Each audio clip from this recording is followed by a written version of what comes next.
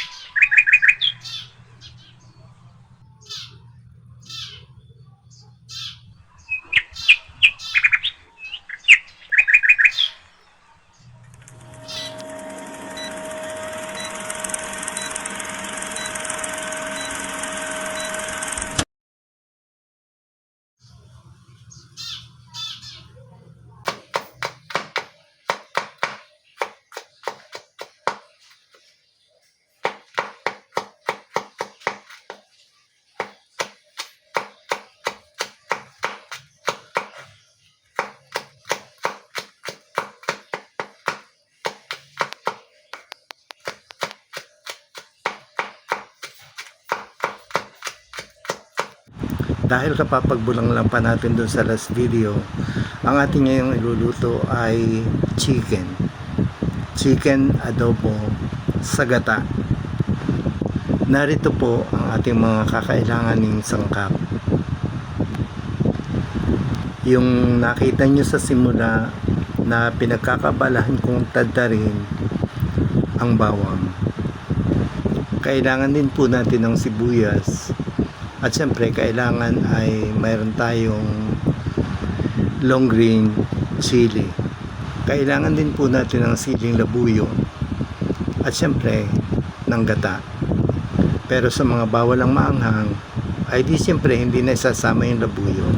At ang pinakamahalagang sangkap sa lahat ay ang ating chicken.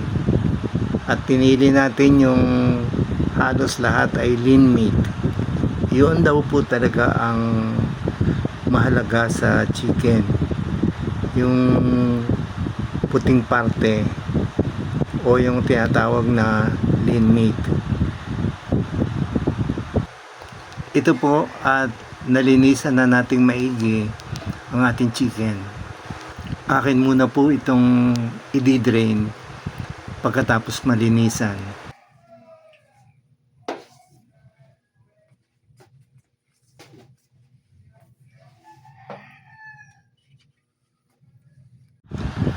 Lagyan po natin ito ng toyo.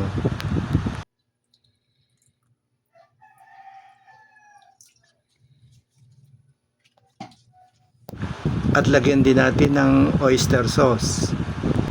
Kasi masarap po talaga pagka may oyster sauce. Pero kung talagang ayaw ninyo naman ng oyster sauce, ay pwede na din pong walang kasama nito. Tapos ay lalagyan po natin ng maraming paminta. Masarap din po pagka ating dinamihan ang dinurog na paminta. Pipigaan ko po ngayon ng kalamansi. Yan po ang kagandahan ng may tanim na kalamansi sa ating garden. Napakadali naman pong buhayin ng kalamansi. At yun naman pong pag bumili tayo ng grafted na kalamansi, yun po ay may bunga na kaagad. Hindi na rin po tayo laging bibili tuwing pupunta tayo sa palengke, dahil manguha na lamang tayo sa ating puno. Ito na ho ang napakagandang parte ng ating pagmamarinate. Ating lalamasing maigang manok para manuot sa kanyang kalamnan ang ating marinade. Huwag po kayong mag-alala dahil napakalinis po niyang kamay kong iyan. Ay hindi ko nga pala po kamay iyan. Yan po ay kamay ng aking manugang. Kita ninyo naman maganda ang kanyang kamay. Eh siyempre kung kamay ko yan, edi ang pangit. Sisimulan ko na pong painitin ang ating kawali na may kasamang katamtamang mantika. Pwede pong malakas ang apoy dahil bakit pa kayong nakikita kong mga naglulutong Chinese talagang lagablab ang kanilang apoy habang nagluluto. Ari po, at dahil mainit na ang mantika, sisimulan ko na pong iprito ang mga karning manok.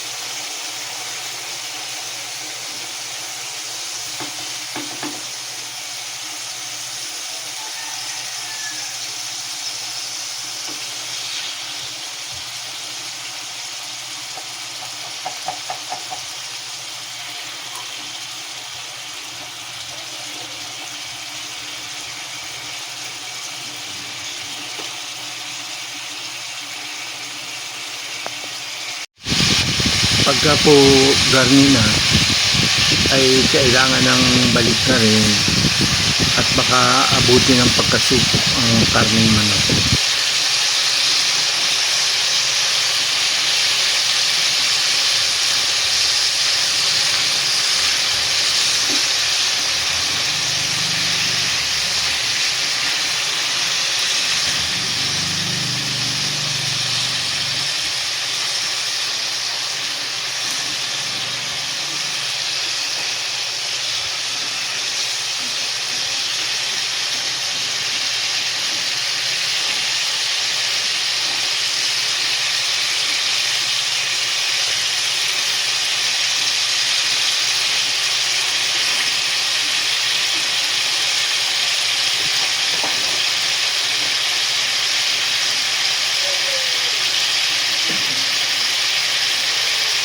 Kung nakita na po natin na lahat ng peraso ng karning manok ay golden brown na, ay atin na po itong hahanguin. At pagkatapos, atin pong iseset aside o ilalagay muna natin sa kabilang tabi dahil gagamitin po natin yung kawali na ating pinaglulutuan.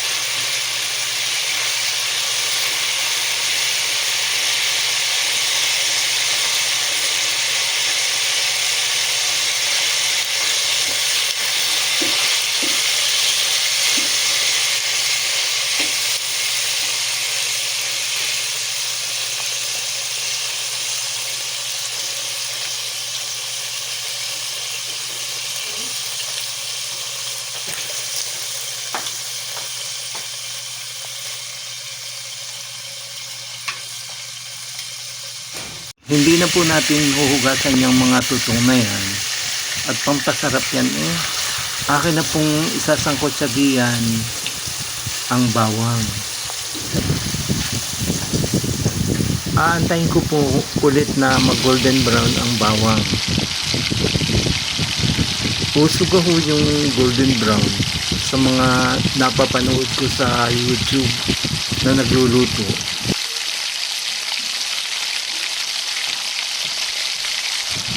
Akin akong sasangkotyahin na rin aring sibuyas dahil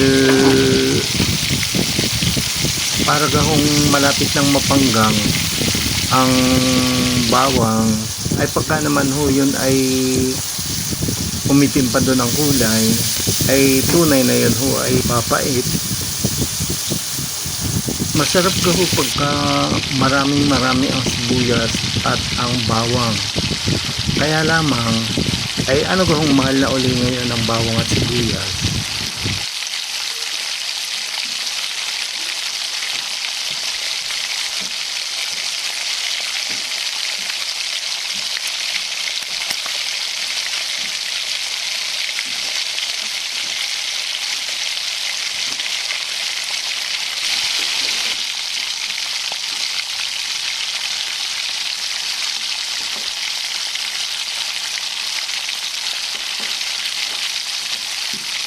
Akin na hong isasama din ngayon yung kanina ay pinirito kong manok.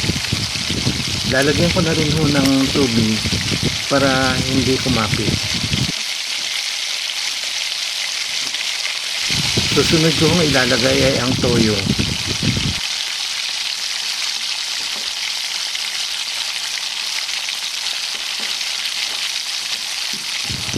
Tapos ay dadagdagan ko po ng tubig dahil masarap naman ho ang magiging sabaw na rin. Sabi nga ay sabaw na sabaw pa lamang ay pwede ng ulam.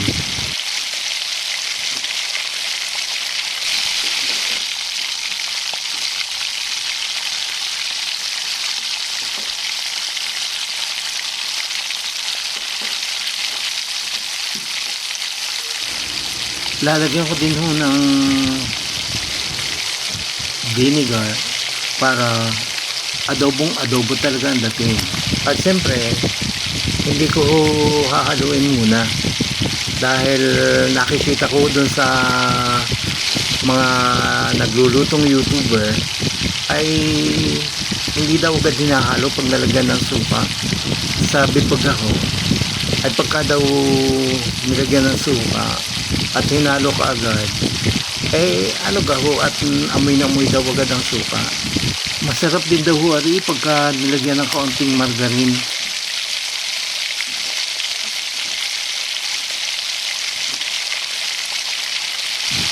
Siya pabayaan ho natin siyang kuluan ng kuluan para lumambot agad ang karne ng manok.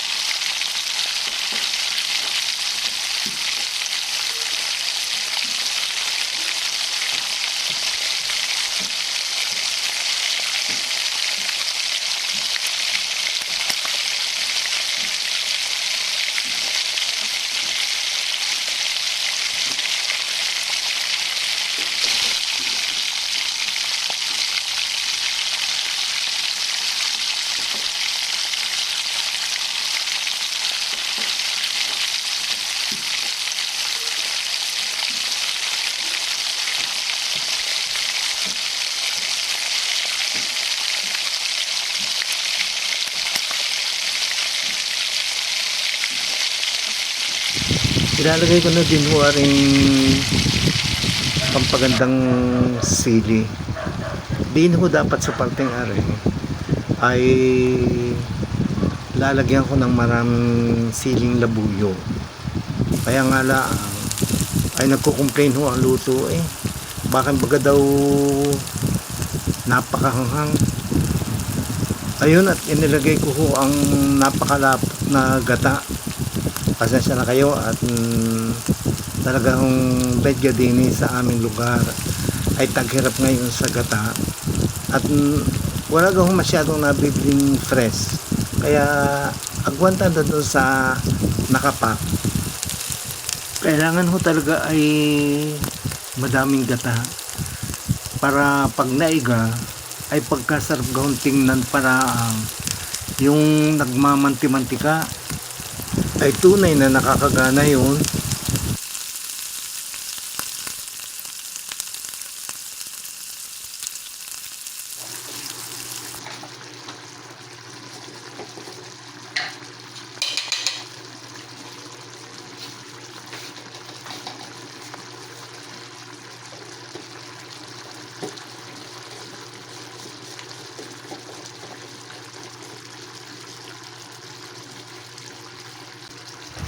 Arihoy, huwag na kayong gaanong mainit at arihoy talagang malapit ng maluto.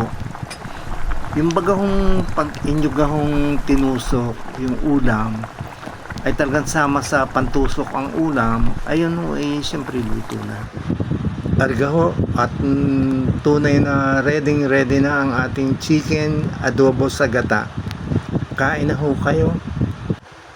Muli po ay ang aking walang hanggang pasasalamat sa inyong lahat. Maraming salamat po sa patuloy ninyong panonood, pagla-like, pag-share, pagko-comment, at siyempre kahit hindi nyo gusto ay paki-subscribe naman ho. Muli po ay maraming salamat po sa inyong lahat.